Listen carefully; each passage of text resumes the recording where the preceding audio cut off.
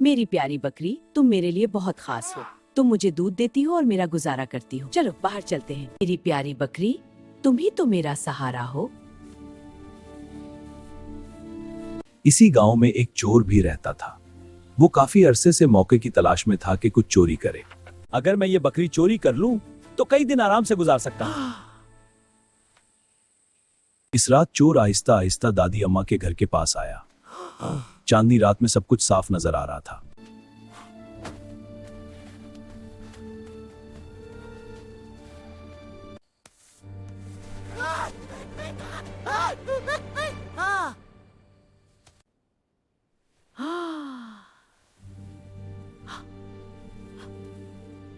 कुछ गड़बड़ है, मगर घबराए नहीं। एक तरकीब सोची। अरे भाइयों, जरा जल्दी आओ, लगता है कोई हमारे घर में आ गया है। चोर, तुम्हें पकड़ लूंगी। अरे दादी की आवाज। चिराग जल गया, अब बाहर चलती हूँ। अरे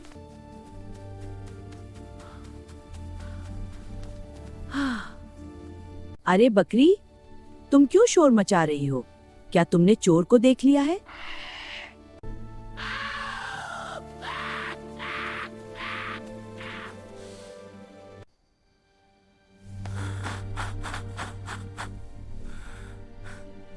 मैं अभी गांव वालों को बुलाती हूँ, वो आकर इस चोर को पकड़ लेंगे। ये सुनकर चोर घबरा गया और फौरन बाहर भागने लगा। जैसे ही वो दीवार फलांग कर भागा, उसका पांव फिसल गया और वो कीचड़ में गिर गया।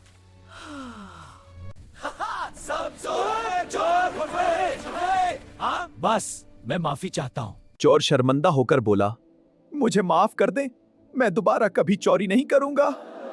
बेटा, मेहनत करो, चोरी कभी फायदा नहीं देती। बूढ़ी अम्मा, मैंने अपनी गलती मान ली। अब मैं मेहनत से कमाऊंगा, वादा करता हूँ।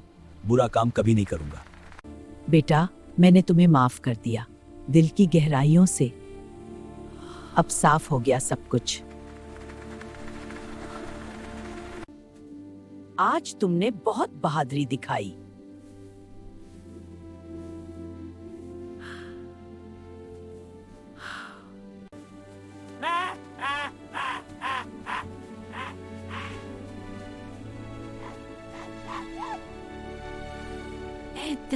अक्ल और हिम्मत से बड़ा मसला हल किया जा सकता है, और चोरी हमेशा नुकसान का सबब बनती है।